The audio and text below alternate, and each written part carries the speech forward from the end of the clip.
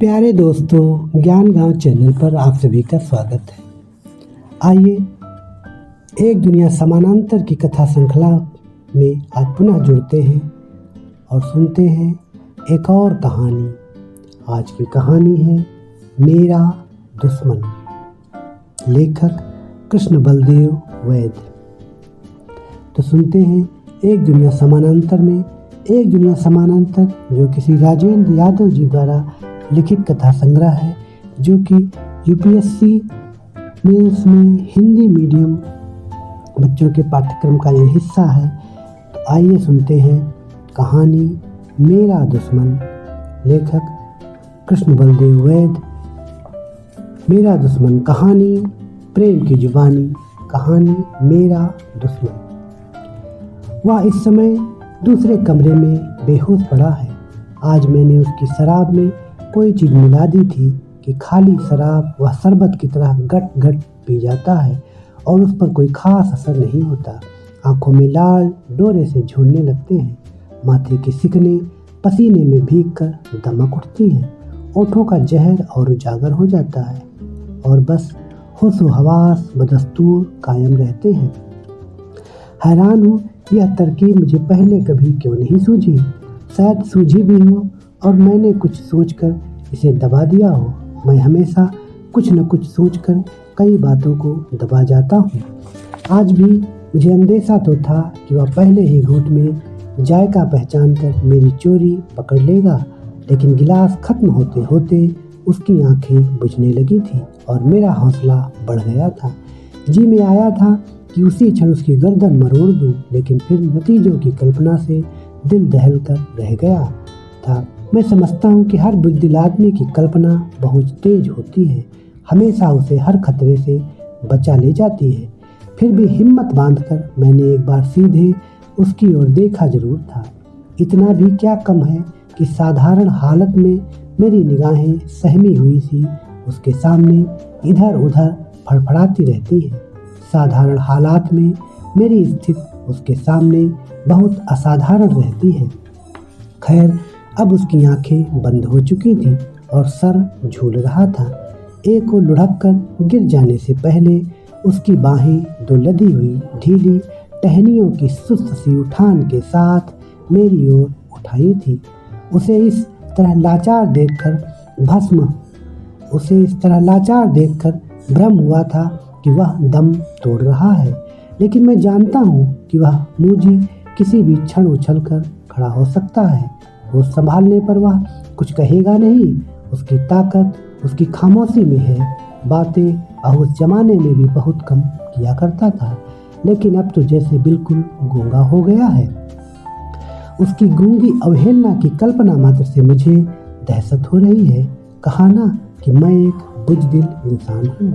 वैसे मैं न जाने कैसे समझ बैठा था कि इतने अरसे की अलहदगी के बाद अब मैं उसके आतंक से पूरी तरह आज़ाद हो चुका हूँ। इसी खुशफहमी में शायद उस रोज़ उसे मैं अपने साथ ले आया था।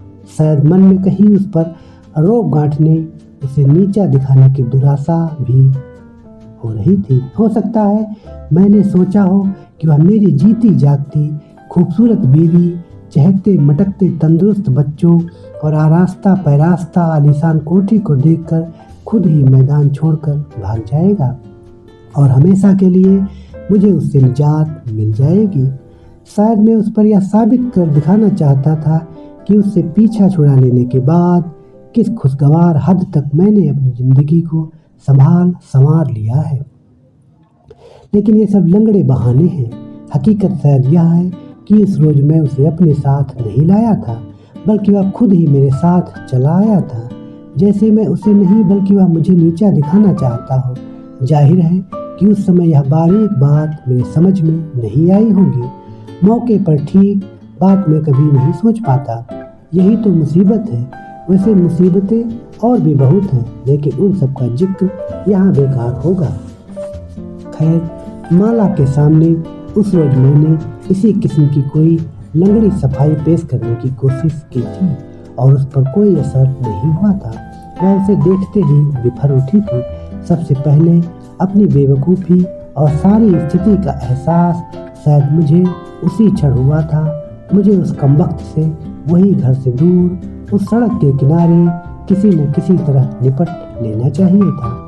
अगर अपनी उस सहमी हुई खामोशी को तोड़कर मैंने अपनी तमाम मजबूरियां उसके सामने रख दी होती, माला का एक खाका सा खींच दिया होता, साफ साफ उससे कह दिया होता, देखो गुरु, मुझ पर दया करो और मेरा पीछा छोड़ दो, तो शायद वही हम किसी समझौते पर पहुंच जाते, पर नहीं तो वह मुझे कुछ मोहलत तो दे ही देता।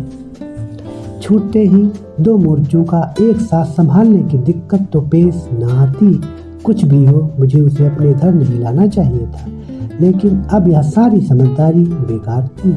माला और वह एक दूसरे को यूं घूर रहे थे जैसे दो पुराने और जानी दुश्मन।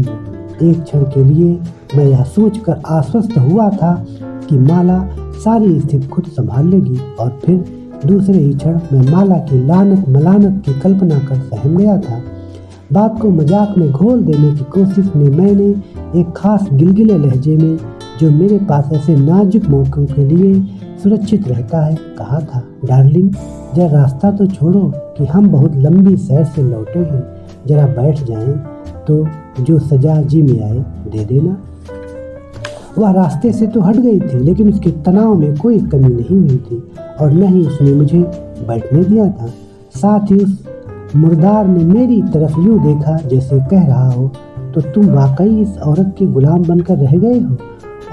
और खुद मैं उन दोनों की तरफ यूं देख रहा था जैसे एक की नज़र बचाकर दूसरे से कोई साजिशी संबंध पैदा कर लेने की ख्वाहिश हो।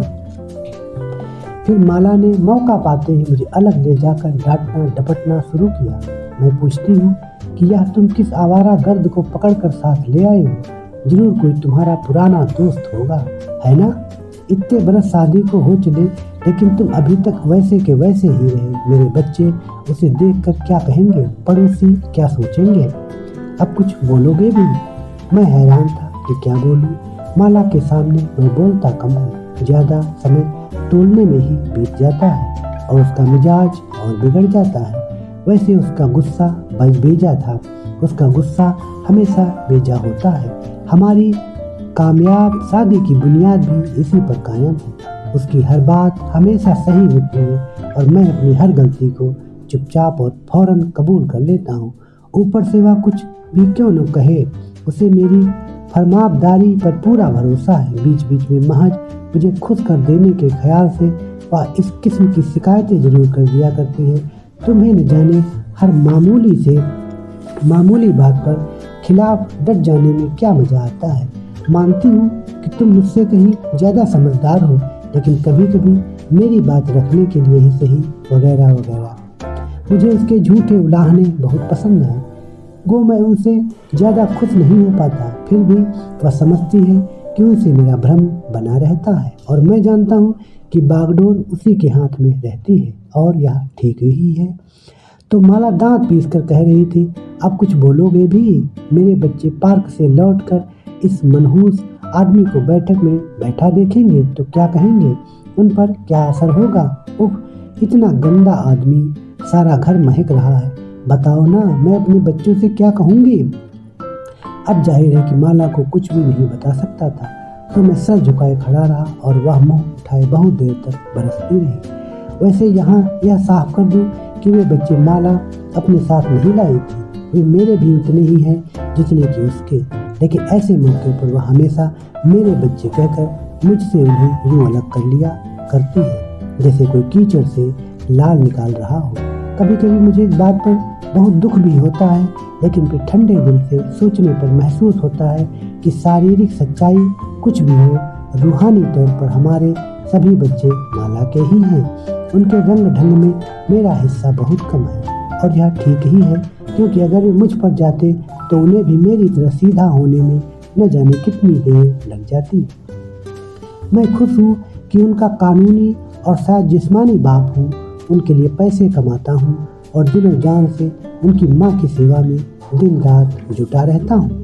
खैर, कुछ देर यूं ही सिर नीचा किए खड़े रहने के बाद आखिर मैंने निहायत आजिजाना आवाज में कहना शुरू किया था, अरे भाई, मैं तो उस कमबख्त को ठीक तरह से जानता भी नहीं, उससे दोस्ती का तो सवाल ही पैदा नहीं होता।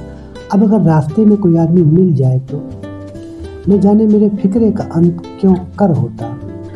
शायद होता भी कि नहीं, लेकिन माला ने बीच में ही पांव पटक कर कह दिया, झूठ, सरासर झूठ। यह कहकर वह अंदर चली गई और मैं कुछ देर तक वहीं सिर नीचा किए खड़ा रहने के बाद वापस उस कमरे में लौट आया जहाँ बैठा वह बीड़ी पी रहा था और मुस्कुरा रहा था, जैसे सब जानता हो कि मैं किस मरहले से गुजर कर आ रहा हूँ। अब हुआ दरअसल यह था कि उस शाम माला से कुछ दूर अकेला घुमाने की इजाज़त मांगकर मैं यूं ही बिना मतलब घर से बाहर निकल गया था। आमतौर पर ऐसी इजाज़तें आसानी से नहीं देती और न ही मांगने की हिम्मत कर पाता हूँ। बिना मतलब घूमना उसे बहुत बुरा लगता है। कहीं भी जाना हो, किसी से भी मिलना हो, कुछ भी करना या न करना हो, मतलब का साफ और सही फैसला वह पहले से ही कर लेती है, ठीक ही करती है। मैं उसकी समझदारी की दाद देता हूँ। वैसे घर से दूर अकेला मैं किसी मतलब से भी नहीं आ पाता। माला की सोहबत की कुछ ऐसी आदत सी पड़ गई है कि उसके बगैर सब सूना सूना सा लगता है। जब वह साथ रहती है तो किसी किस्म का कोई उलूल जलूल विचार मन में उठ ही नहीं पाता। हर चीज़ ठोस और बामतलब दिखाई देती है। अंदर की हालत ऐसी रहती है जैसे माला के हाथों सजाया हुआ कोई कमरा हो जिसमें हर चीज़ करीने से पड़ी हो, बेकायदगी की कोई गुंजाइश न हो। और जब वह साफ नहीं होती तो वही होता है जो इस शाम हुआ, या फिर उसी किस्म का कोई और हादसा, क्योंकि उससे पहले वैसी बात कभी नहीं हुई थी। तो उस शाम न जाने किस धुन में मैं बहुत दूर निकल गया था। आमतौर पर घर से दूर होने पर भी मैं घर ही के बारे में सोचता रहता हूँ। इसलिए नहीं कि घर में किसी किस्म की कोई परेशानी है। गाड़ी न सिर्फ चल रही बल्कि खूब चल रही है। बागडोर जब माला जैसी औरत के हाथ हो तो चलेगी नहीं तो और करेगी भी क्या? नहीं, घर में कोई परेशानी नहीं। अच्छी तनख्वाह, अच्छी बीवी, अच्छे बच्चे, अच्छे बारसूख दोस्त, उनकी बीवियां भी खूब हट्टी कट्टी और अच्छी, अच्छा सरकारी मकान, अच्छा खुशनुमा लॉन, पास पड़ोस भी अच्छा, महंगाई के बावजूद दोनों वक्त अच्छा खाना, अच्छा बिस्तर, अच्छी बिस्तरी जिंदगी। मैं पूछता हूँ, इस सब के अलावा और चाहिए भी क्या एक अच्छे इंसान को? फिर भी अकेला होने पर घरेलू मामलों को बार बार उलट पलट कर देखने से वैसा ही इत्मीनान मिलता है जैसा किसी भी सेहतमंद आदमी को बार बार आईने में अपनी सूरत देखकर मिलता होगा। मेरा मतलब है कि वक्त अच्छी तरह से कट जाता है, ऊब नहीं होती। यह भी माला के ही सुप्रभाव का फल है। नहीं तो एक जमाना था कि मैं हरदम ऊब का शिकार रहा करता था। हो सकता है कि उस शाम दिमाग कुछ देर के लिए उसी गुजरे हुए जमाने की ओर भटक गया हो। कुछ भी हो, मैं घर से बहुत दूर निकल गया था। फिर अचानक वह मेरे सामने आ खड़ा हुआ था। महसूस हुआ था जैसे मुझे अकेला देखकर घाट में बैठे हुए किसी खतरनाक अजनबी ने ही रास्ता रोक लेना चाहा हो। मैं ठिठक कर रुक गया था। उसकी सुती हुई आंखों से फिसलकर मेरी निगाह उसकी मुस्कुराहट पर जा टिकी थी, जहां अब मुझे उसके साथ बिताए हुए सारे गर्द आलूद जमाने की एक टिमटिमाती हुई सी झलक दिखाई दे रही थी। महसूस हो रहा था कि बरसों तक रुपोस रहने के बाद फिर मुझे पकड़कर किसी के सामने पेश कर दिया गया हो। मेरा सिर इस पेशी के ख्याल से दबकर झुक गया था। कुछ या शायद कितनी ही देर हम सड़क के उस नंगे और आवारा अंधेरे में एक दूसरे के रूबरू खड़े रहे थे। अगर कोई तीसरा उस समय देख रहा होता तो शायद समझता कि हम किसी लाश के सिरहाने खड़े कोई प्रार्थना कर रहे हैं या एक दूसरे पर झपट पड़ने से पहले किसी मंत्र का जाप। वैसे यह सच है, उसे पहचानते ही मैंने माला को याद करना शुरू कर दिया था कि हर संकट में मैं हमेशा उसी का नाम लेता हूँ। साथ ही यहाँ से दुम दबाकर भाग उठने की ख्वाहिश भी मन में उठती रही थी। एक उड़ती हुई सी तमन्ना यह भी हुई कि वापस घर लौटने के बजाय चुपचाप इस कमबख्त के साथ हो लूँ, जहाँ वह ले जाना चाहे चला जाऊँ और माला को खबर तक न हो। इस विचार पर तब भी मैं बहुत चौंका था और अभी तक हैरान हूँ, क्योंकि आखिर उसी से पीछा छुड़ाने के लिए ही तो मैंने माला की गोद में पनाह ली थी। अगर आज से कुछ बरस पहले मैंने उसके खिलाफ बगावत न की होती, लेकिन उसे भागने को बगावत का नाम देकर मैं अपने आप को धोखा दे रहा हूँ। मैंने सोचा था, मेरा मुंह शर्म के मारे जल उठा था। उस हरामजादे ने जरूर मेरी सारी परेशानी को भांप लिया होगा।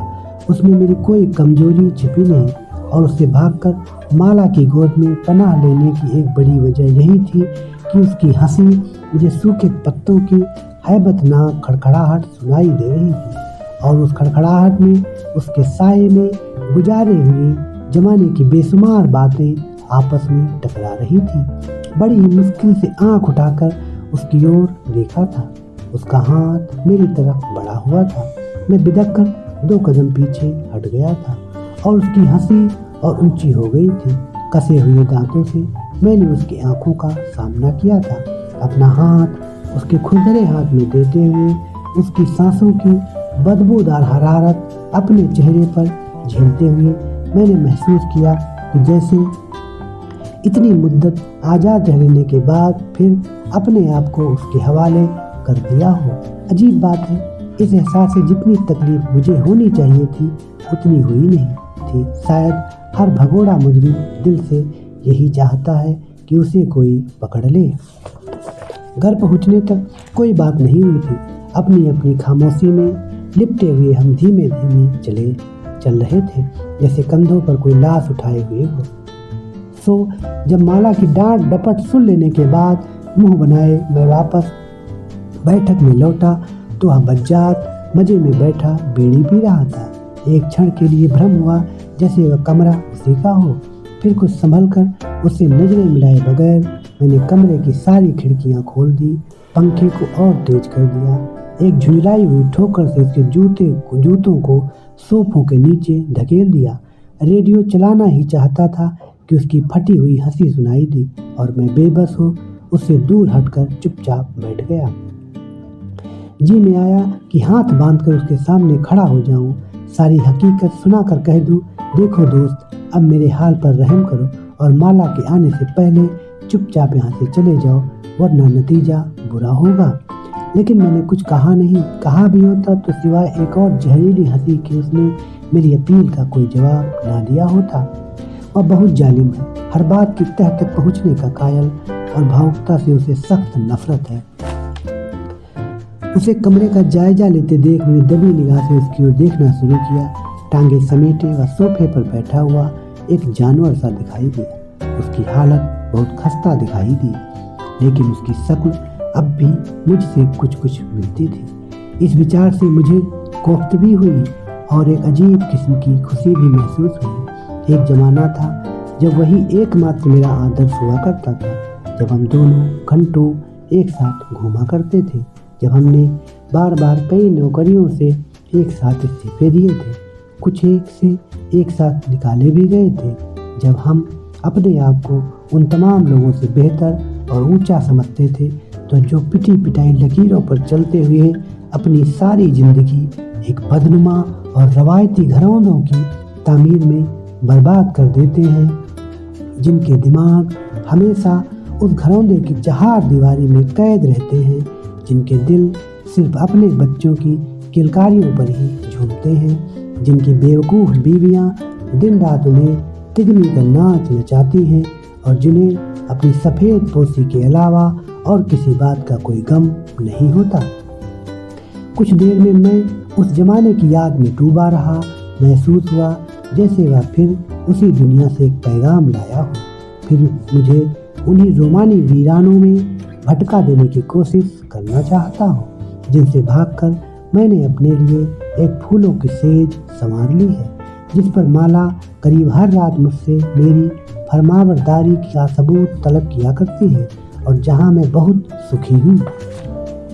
वह मुस्कुरा रहा था जैसे उसने मेरे अंदर झांक लिया हो। उसे इस तरह आसानी से अपने ऊपर काबिज होते देख मैंने बात बदलने के लिए कहा, कितने रोज यहाँ ठहरोगे? उसकी हंसी से एक बार फिर हमारे घर की सजी संवरी फिजा दहल गई। मुझे खतरा हुआ कि माला उसी दम वहाँ पहुँचकर उसका मुंह नोच लेगी, लेकिन यह खतरा इस बात का गवाह है कि इतने बरसों की दासता के बावजूद मैं अभी तक माला को पहचान नहीं पाया। थोड़ी ही देर में वह एक बहुत खूबसूरत साड़ी पहने मुस्कुराती इटलाती हुई हमारे सामने आ खड़ी हुई। हाथ जोड़कर बड़े दिलफरेब अंदाज में नमस्कार करती हुई बोली, आप बहुत थके हुए दिखाई देते हैं। मैंने गर्म पानी रखवा दिया है, आप वॉश कर लें तो कुछ पीकर ताज़ा दम हो जाएं। खाना तो हम लोग देर से ही खाएंगे। मैं बहुत खुश हुआ। अब मामला माला ने अपने हाथ में ले लिया था और मैं यूं ही परेशान हो रहा था। मन हुआ कि उठकर माला को चूम लूं।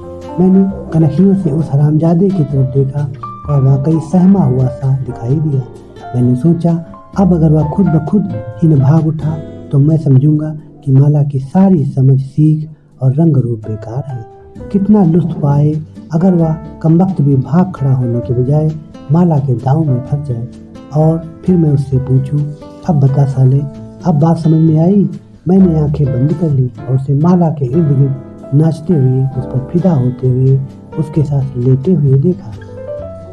एक अजीब राहत का एहसास हुआ। आंखें खोली तो गुसल खाने में जा चुका था। माला झुकी हुई सोफे को ठीक कर रही थी। मैंने उसकी आंखों में आंखें डालकर मुस्कुराने की कोशिश की, लेकिन फिर उसकी तनी हुई सूरत से घबराकर नजरें झुका ली। जाहिर था कि उसने अभी मुझे माफ नहीं किया था। नहाकर वह बाहर निकला तो उसने मेरे कपड़े पहने हुए थे। इस बीच माला ने बियर निकाल ली थी और उसका गिलास भरते हुए पूछ रही थी, आप खाने में मिर्च कम लेते हैं या ज़्यादा? मैंने बहुत मुश्किल से हंसी पर काबू किया। उस साले को तो खाना ही कम मिलता होगा, मैं सोच रहा था और माला की होशियारी पर खुश हो रहा था। कुछ देर हम बैठे पीते रहे। माला उससे घुल मिलकर बातें करती रही, उससे छोटे छोटे सवाल पूछती रही। आपको यह शहर कैसा लगा? बियर ठंडी तो है ना? आप अपना सामान कहाँ छोड़ाए? और वह बगले झाँकता रहा। हमारे बच्चों ने आकर अपने अंकल को ग्रीट किया, बारी बारी उसके घुटनों पर बैठकर अपना नाम वगैरह बताया, एक दो गाने गाए और फिर गुड नाइट कहकर अपने कमरे में चले गए। माला भी मीठी बातों से यूँ लग रहा था जैसे हमारे अपने ही हल्के का कोई बेतकल्लुफ़ दोस्त कुछ दिनों के लिए हमारे पास आ ठहरा हो और उसकी बड़ी सी गाड़ी हमारे दरवाजे के सामने खड़ी हो। मैं बहुत खुश था। जब माला खाना लगवाने के लिए बाहर गई तो उस शाम पहली बार मैंने बेधड़क उस कमीने की तरफ देखा। वह 3-4 गिलास बियर के पी चुका था और उसके चेहरे की जर्दी कुछ कम हो चुकी थी, लेकिन उसकी मुस्कुराहट में माला के बाहर जाते फिर वही जहर और चैलेंज आ गया था और मुझे महसूस हुआ जैसे वह कह रहा हो, बीवी तुम्हारी मुझे पसंद है, लेकिन बेटे उसे खबरदार कर दो, मैं इतना पिलपिला नहीं जितना वह समझती है। एक क्षण के लिए फिर मेरा जोश कुछ ढीला पड़ गया। लगा जैसे बात इतनी आसानी से सुलझने वाली नहीं। याद आया कि खूबसूरत और शौक औरतें उस जमाने में भी उसे बहुत पसंद थी, लेकिन उनका जादू ज़्यादा देर तक नहीं चलता था। फिर भी मैंने सोचा बात अब मेरे हाथ से निकल गई है और सिवाय इंतजार के मैं और कुछ नहीं कर सकता था। खाना उस रोज बहुत उम्दा बना था। खाने के बाद माला खुद उसे उसके कमरे तक छोड़ने गई थी, लेकिन उस रात मेरे साथ माला ने कोई बात नहीं की। मैंने कई मजाक किए, कहा नहा धोकर वह काफ़ी अच्छा लग रहा था, क्यों? बहुत छेड़छाड़ की, कई कोशिशें की कि सुलहनामा हो जाए, लेकिन उसने मुझे अपने पास फटकने नहीं दिया। नींद उस रात मुझे नहीं आई, फिर भी अंदर से मुझे इत्मीनान था किसी न किसी तरह माला दूसरे रोज उसे भगा सकने में जरूर कामयाब हो जाएगी। लेकिन मेरा अंदाजा गलत निकला। माना कि माला बहुत चालाक है, बहुत समझदार है, बहुत मनमोहिनी है, लेकिन उस हरामजादे की ढिठाई का भी कोई मुकाबला नहीं। 3 दिन तक माला उसकी खातिर और तवाजो करती रही।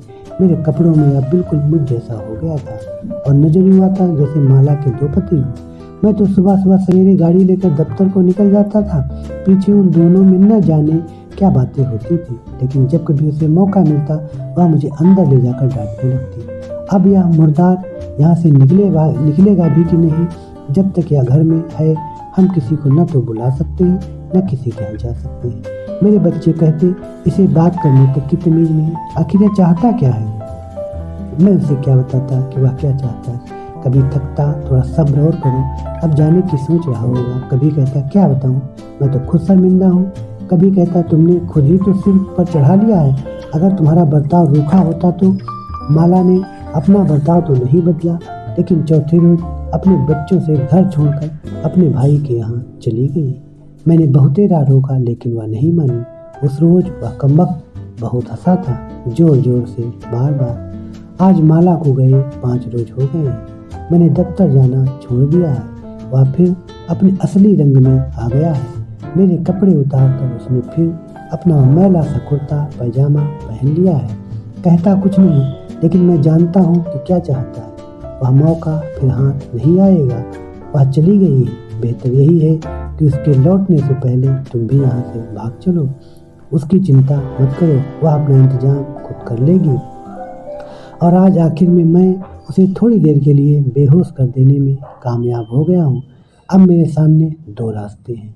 एक यह कि होश में आने से पहले मैं उसे जान से मार डालूं, और दूसरा यह कि अपना ज़रूरी सामान बांधकर तैयार हो जाऊं। जो ही उसे होश आए हम दोनों फिर उसी रास्ते पर चल दें जिससे भागकर कुछ बरस पहले मैंने माला की गोद में पनाह ली थी। अगर माला इस समय यहाँ होती तो कोई तीसरा रास्ता भी निकाल लेती, लेकिन वह नहीं है और मैं नहीं जानता कि मैं क्या करूं।